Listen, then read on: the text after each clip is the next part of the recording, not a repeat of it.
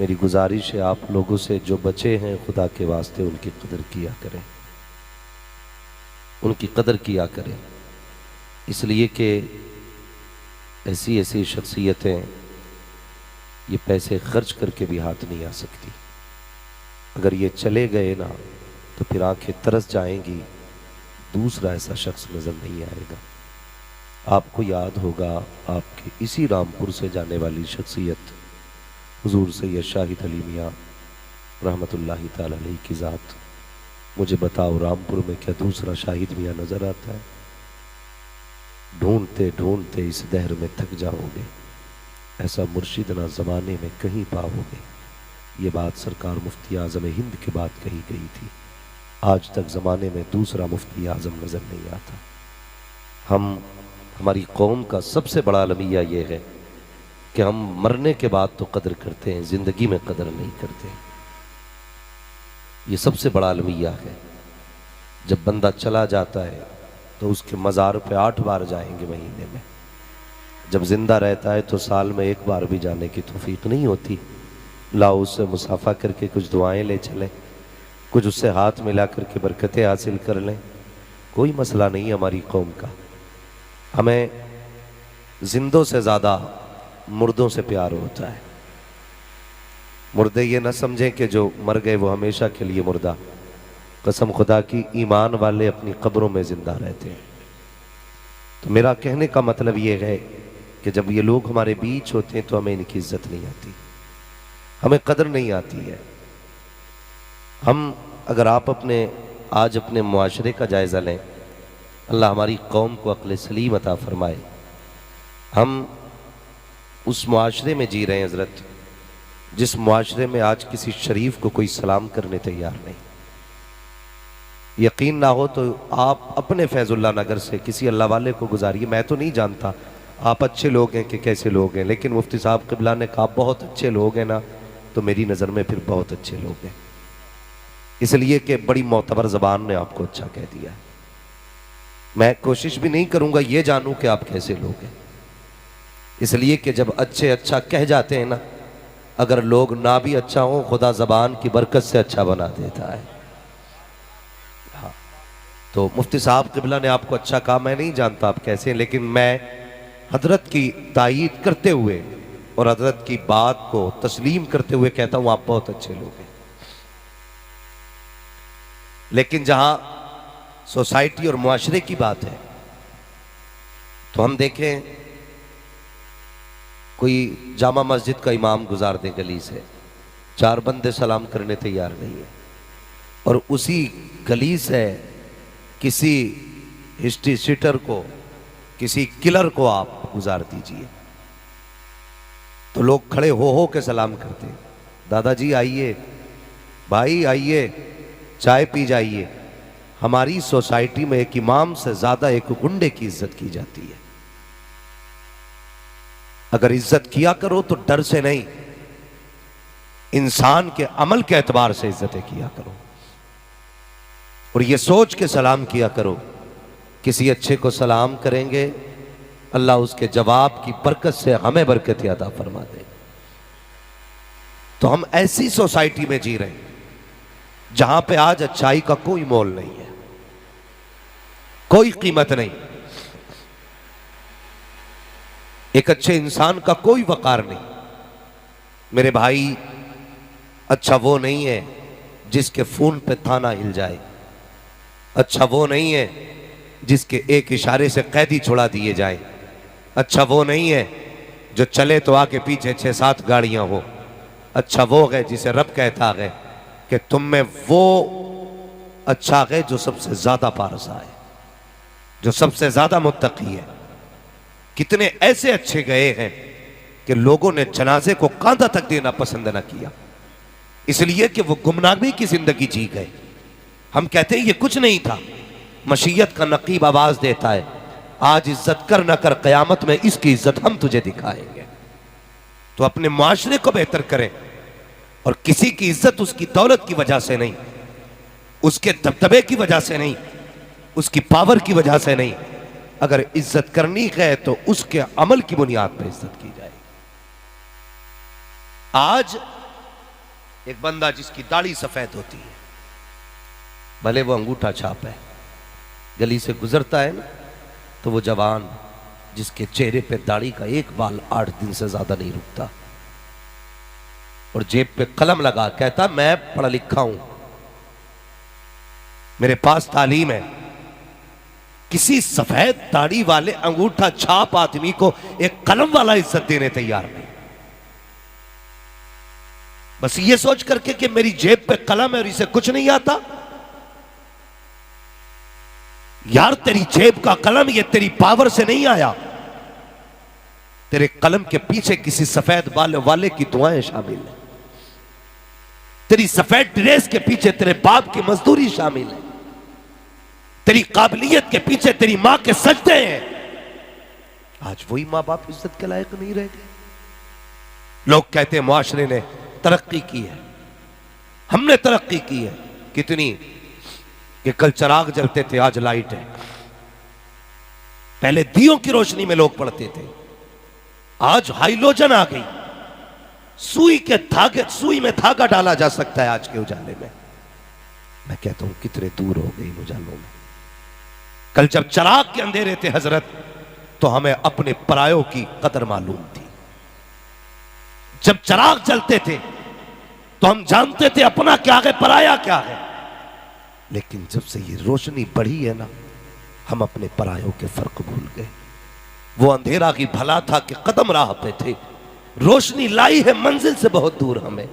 कैसे कहते हो हमने तरक्की की है। कल का इंसान किसी इंसान को देख के कहता था अब कोई डरने की जरूरत नहीं, कोई इंसान आ रहा है। कल इंसान जानवर से डरता था, आज जानवर इंसान से डर रहा है। कल हम किसी इंसान को देख के जंगल में हमारे बाप दादा कहते थे कोई डरने की जरूरत नहीं, कोई दूसरा बंदा मौजूद है। आज जंगल में दूसरा बंदर नजर आ जाए तो डर लग जाता है, कोई दूसरा है, अल्लाह खैर करे। हम इतने अंधेरों में जा चुके, हम इतनी गुमनामी की जिंदगी जी रहे हैं। कोई है ऐसा जो कह दे मुझे मरना नहीं है? सबको मरना है ना, मरना है तभी बोले, मरना है ना सारों को। कुछ तो इसलिए नहीं बोल रहे, कभी हां कहते और अभी मलकुल मौत आ जाए। उनको अपने टाइम पे आना है। हाँ, गुलाम साबिर भाई भी अपने टाइम पे आ रहे हैं, अल्लाह सलामत रखे। मलकुल मौत को अपने वक्त पे आना, मरना सभी को है। मगर अगर हम चाहते हैं एक अच्छा मुआशरा बनाए, अच्छी सोसाइटी बनाए, तो खुदा के वास्ते ऐसी मौत ना मरना कि लोग जनाजा रुकवा के कहीं जरा इसके हाथ तो दिखाओ, और तेरा हाथ देख के कोई कहे बता जितनी छीनी थी लेके जा रहा है कि छोड़ के जा रहा है। ऐसी जिंदगी जी के ना जाना कि कोई तेरे हाथ कफन से खोल के देखे। अगर जिंदगी जिए तो ऐसी जी के जा, तेरा जनाजा उठे कोई यतीम रो के कहे मालिक आज के बाद रोटी का इंतजाम कौन करेगा। तेरा जनाजा उठे कोई बेवा कहे या अल्लाह आज के बाद मेरे बच्चे कैसे पलेंगे। अगर अपने पीछे एक ऐसा रोने वाला छोड़ दिया जो तेरी मेहरबानियों को याद करके रोएगा, तेरे भलाई को याद करके रोएगा। मैं नहीं जानता कि तेरी कब्र पे कोई अजान पढ़ेगा कि नहीं पढ़ेगा, मुझे नहीं पता तेरी कब्र कहां बनेगी, मैं ये भी नहीं जानता तेरा तीजा होगा कि नहीं होगा। अगर अपने पीछे अच्छाई याद करने वाले छोड़ के गया, कसम खुदा की दावे के साथ कहता हूं तेरी कब्र पे आकर के कोई अजान पढ़े ना पढ़े, तुझे बचाने के लिए कब्र में मुस्तफा जरूर आ जाए। अल्लाह, नारे तकबीर, नारे रिसालत। मरना है ना सबको, तो कम से कम मरने की तैयारी करो, मरने की तैयारी करो। कौन ना मरा? सिकंदर आजम। जानते हो जब इसकी मौत का वक्त आया ना, तो ये अपने मुल्क से दूर था, अपने वतन से दूर था, और इसे यकीन हो गया कि मैं मरने वाला हूं। तो इसने कहा अपने खादिमों को बुला करके, वजीरों को बुलाया, का ऐलान कर दो दुनिया में है कोई जो मेरी पूरी सल्तनत लेकर के मुझे इतने लम्हे उधार दे दे कि मैं यहां से अपने वतन जा सकूं। क्या लगता है मरना नहीं है? आज कहते हैं मौलवी के करीब मत जाना, इनकी बातें दकियानूसी होती हैं। बेटे IAS बन जा, MBBS बन जा। मैं दावे के साथ कहता हूं तू जितनी चाहे टेक्नोलॉजी पढ़ ले, जितना चाहे आगे बढ़ जा, कसम खुदा की आज भी दावे के साथ कहता हूं साइंस में कल भी मौलवी आगे था, आज भी मौलवी आगे है। जिसे तू पढ़ के जानता है मौलवी उसको तेरा चेहरा पढ़ के बता दिया करता। हम कहते मौलवी दकियानूस है, मौलवी दकियानूस नहीं, तू 10 साल बाद की बताता है तो मौलवी 1000 साल बाद की बता देता है। ये कमाल मौलवी का नहीं, ये कमाल मदीने वाले मुस्तफा का है। जब तक बिके न थे तो कोई पूछता न था, तुमने खरीद कर हमें अनमोल कर दिया। हम हुजूर से क्या जुड़े यार, रिश्ते ही आला हो गए, कसम से निस्बतें आला हो गई। मुझे बताइए जो उलमा को हिकारत से देख के कहते क्या है मौलवी, कितने लोग तो बच्चों से कहते बेटे मौलवी के पास मत जाना, मौलवियों से दूर ही रहना, इनकी सोच बहुत पुरानी है और हमें आगे जाना है।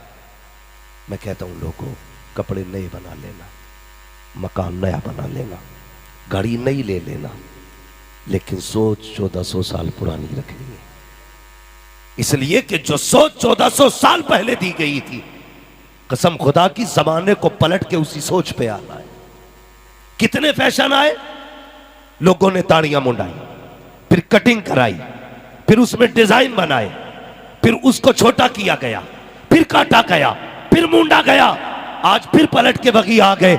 जबान दाढ़ी आज बड़ी बड़ी रख रहा है, क्या ही अच्छा होता आज तूने बड़ी दाढ़ी फैशन के नाम पे ना रखी होती, एक मुट्ठी की दाढ़ी हुजूर की मोहब्बत में रखी होती, कसम खुदा की तेरा फैशन भी हो जाता, मुस्तफा से गुलामी का रिश्ता भी पक्का हो जाता। पलट के वही आना है जहां से हुजूर ने छोड़ा है, ये याद रखिएगा। फिर वही पलट के आना जहां हुजूर ने छोड़ा है। और याद रखिएगा कानून वो बदले जाते हैं जो टूटते हैं, हाँ निजाम वो तब्दील किए जाते हैं जो आगे चल के कच्चे हो जाए। हर दौर के हिसाब से दवाइयां बदली गई। आप गौर करें, पहले बुखार आता था तो पैरासीटामोल 50 mg काफी होती थी, आज कितनी चल रही है डोलो? हाँ 600 के ऊपर, 650, 625 ये पहुंच गई डोलो का। क्यों कहते आज बुखार इतनी तेज आ रहा है, 50 दो तो पता ही नहीं चले। एक बुखार बचाने के लिए हमने पैरासीटामोल को 50 से 600 के ऊपर कर दिया, इसलिए कि 50 काम ना कर सकी। लेकिन कुर्बान जाओ अमीना के लाल के निजाम पर, जो निजाम 1400 साल पहले दिया था वही कयामत तक मजबूत रहेगा। लोग कहते जिनाकारी रोकनी है तो ये दफाएं लगा दो, जिनाकारी रुक जाएगी, 100 नंबर बना दो, जिनाकारी रुक जाएगी, फला एक्ट लगा दो, जिनाकारी रुक जाएगी। आप मजनुओं को रोको, जिनाकारी रुक जाएगी। दावे के साथ कहता हूं खुदा की कसम, जिनाकारी अगर रोकनी है सारी किताबें बंद कर दो, हुजूर की किताब खोलो, जो निजाम मुस्तफा ने 1400 साल पहले दिया था आज लाजिम कर दो। दावे के साथ कहता हूं कयामत तक किसी कानून की जरूरत नहीं है, जिना से रोकने के लिए सिर्फ निजाम मुस्तफा काफी रहे।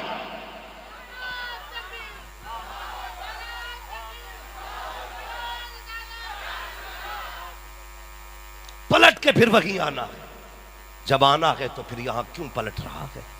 डॉक्टर इकबाल ने क्या कहा था, तेरे दामन में है किस लालो जवाहर की कमी, तू किसी और के दामन की तरफ क्यों देखे? हम किस जगह में गए, क्या तलाश कर रहे हैं? हम कहते हैं मौलवी के करीब न जाना। भाई अल्लाह बेटे दे, बच्चे दे, कहना बेटे जब तक जिंदा रहना उलमा की खिदमत में बैठते रहना। तालीम दिया करो बच्चों को कि उलमा की खिदमत में बैठा करो, उलमा से प्यार किया करो। बड़ी कुर्बानियां है उलमा अहले सुन्नत की। हाँ कितने उलमा ने हमारे मेहनतें करके मस्जिदें आबाद की, कितने उलमा ने मदारिस कायम किए, कितने उलमा ने फी सबीलिल्लाह मस्जिदों में सजदे लोगों को करा करके लोगों की नमाज की आदत डाली। लेकिन आज हम कहाँ हैं, कहाँ हैं, हम क्या कर रहे हैं? हम बच्चों को उलमा से दूर कर रहे हैं।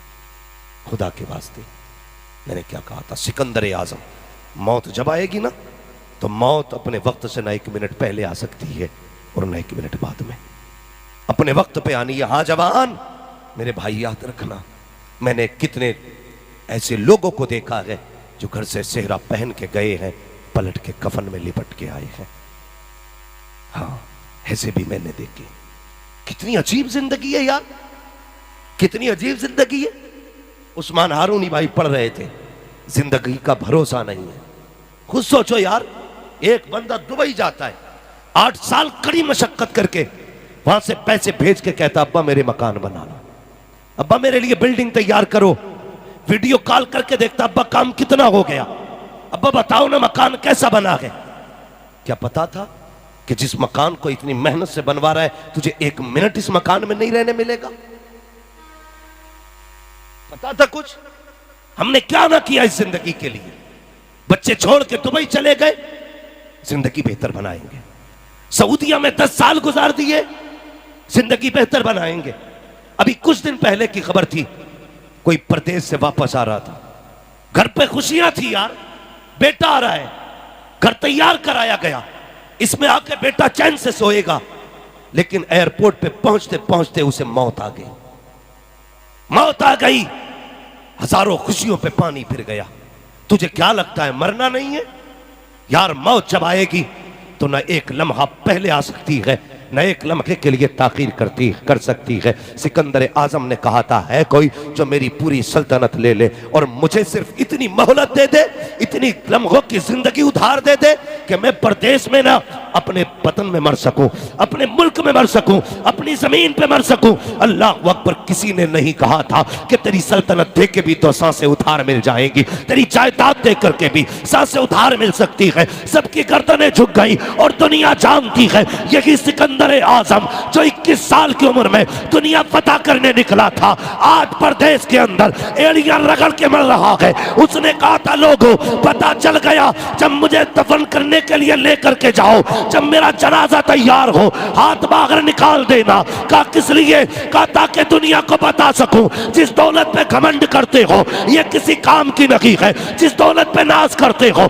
ये किसी काम की नहीं है। मैंने इस दौलत के बदले जिंदगी की चंद सांसें मांगी थी, कोई ना दे सका। इस दौलत के बदले मैंने चंद लम्हे मांगे थे, कोई ना दे सका। कहा था मैं बताना चाहता हूं, ए दुनिया वालों, दौलत पे नाज ना करना, ये देखो खाली हाथ है, खाली हाथ आया था, खाली हाथ जा रहा।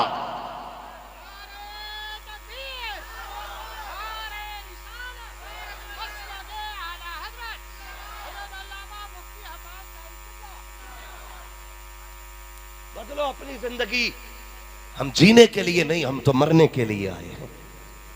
बरेली से आवाज आती है, कर वक्त अजल सर तेरे कदमों में झुका हो, जितनी हो कज़ा एक ही सजदे में अदा हो।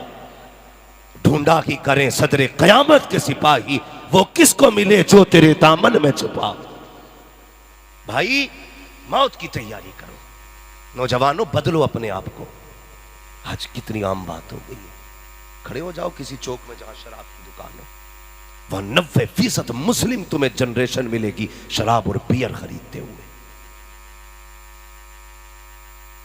बर्थडे के नाम पे शराब नोशी, शादियों की पार्टी में शराब नोशी। क्या हो रहा है मैरिज हॉलों में? अय्याशी बदमाशी के सिवा क्या है? किसी मैरिज हॉल में एक शरीफ आदमी खाना नहीं खा सकता। यह है हमारी कौम का अलमिया। हम जलसे कराने में आगे, नारे लगाने में आगे। हम कहते हैं एक मौलवी आ जाए जन्नत बांट के चला जाए। जन्नत मौलवी के बाप की नहीं, जन्नत रसूल पाक की है। मौके में मत आइए। कभी खुद को खड़ा करके देखा आईने के आगे, तूने अपने आप को वैसे ही बनाया है जैसे हुजूर ने तराशा था?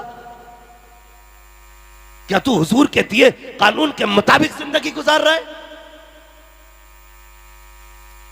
हम तो लोगों की जमीन हड़प के हज करने जाते और कहते आज के बाद हाजी कहना।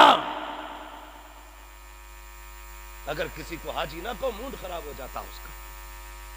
तो मुझे हाजी नहीं कहा, हाज लगाया करो लाज। इसलिए हज करने गया था, आज हाजी हज करने जा रहा। देखो ऐसे सेल्फी ले लिया खड़े होकर, शर्म ही नहीं। खड़ा कहां यार? हरम शरीफ और काबा, उसकी इमारत बंदा देखे तो पानी पानी हो जाए और तुझे कुछ ख्याल नहीं आया। मेरे हुजूर ने फरमाया काबे पे जब पहली नजर पड़े, जो बंदा मांग लेता है अल्लाह फौरन अता कर देता है। भूल गया मांगना? तो मैं तो सोचा था पहली सेल्फी लेके अपने यारों को भेजूंगा। बता, हज करने के लिए यारों को दिखाने गया था या रब को मनाने गया था? कहां रियाकारी नहीं है, कहां दिखावा नहीं है। ऐसे हाथ उठा के काबे के आगे कह रहा फोटो खींच, फोटो खींच। पता नहीं मिल भी कहां से जाते हैं खींचने वाले। हद हो गई बिल्कुल। कभी जाली पकड़ के, कभी काबा पकड़ के, कभी गुलाब पकड़ के वहां फोटो खींचने गया है। वो यार वहां किस्मत अगर ले जाए तो सब कुछ छोड़ जाना। मेरे वालिद भी हज को गए, मेरे दादा भी हज को गए। कहते जब तक हम हरम की हदों में दाखिल नहीं हुए थे बच्चों की याद सता रही थी। कहते हैं जब से हमने हरम की जमीन पे कदम रखा ना तो जमाने ही भूल गए थे। तू यार कैसा हज करके आया है? तूने कौन सा हज किया कि तू वहां जाकर भी खुदा भूल गया? तुझे याद नहीं खुदा के घर आया है तू? तुझे पता नहीं किस जमीन पे खड़ा है तू? होश ही नहीं है। जाकर के सेल्फी लेके कहते हैं जी अल्लाह का शुक्र है यहां घूम रहा हूं मैं और तुम्हारे लिए दुआ करूंगा। अबे हमारी छोड़, अपनी बख्शिश करा। ठेका ले लिया पूरी उम्मत का। मैंने बड़े बड़े लोगों को, काबिलों को भी देखा, वीडियो बना के कह रहे मैं दुआ कर रहा हूं अल्लाह सबकी मगफिरत फरमाए, अल्लाह सबको यहां लाए। ओ बे अपना तो देख, कहां आ गए तू? काबे की दीवार में खड़े होकर जमाना याद रह गया? हज कैसा है तेरा? अल्लाह अकबर। चला हूं एक मुजरिम की तरह मैं जानी बेतैबा। यार क्या लोग थे। इमाम शाफई रहमतुल्लाह तआला अलैहि हज के लिए जाने लगे तो पैदल चलने लगे। खादिम ने कहा हुजूर सवारी है। पैदल जा रहे तो आपने ना मुंह देखा। कहने लगे चुप हो जा, आकाओं की बारगाह में मुजरिम कभी सवार होके नहीं जाया करते हैं। ये कौन है? वो है जिनकी रात भी खुदा खुदा में गुजरती थी, जिनका दिन भी खुदा खुदा में गुजरता था। ये डर था इनका। कहते हैं मुजरिम आकाओं की बारगाह में कभी सवार होके नहीं जाते, पैदल होके जाते हैं। चला हूं एक मुजरिम की तरह मैं जानी बेतैबा। तू क्यों नहीं जाता मुजरिम की तरह? यही वजह है कि जैसे गए थे वैसे ही पलट के आ रहे हैं। गया था तो भतीजे की खा के गया था, आया गए तो भांजो का हक मार के बैठ गया। हाजी लिखियो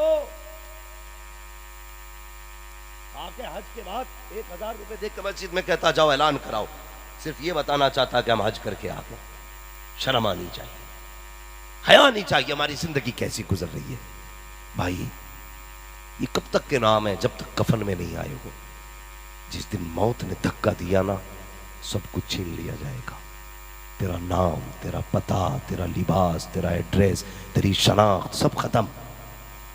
सिर्फ एक मैयत रह जाएगा तू, और मैयत भी वो जिसे गुमनाम कब्रिस्तान में डाल दिया जाएगा। और फिर शायद कोई बरसों बरस तेरी कब्र पे ना आ सके, कोई नहीं आएगा। तुझे हमेशा फिर कयामत तक अपनी कब्र में लेटा रहना है। तैयारी करना।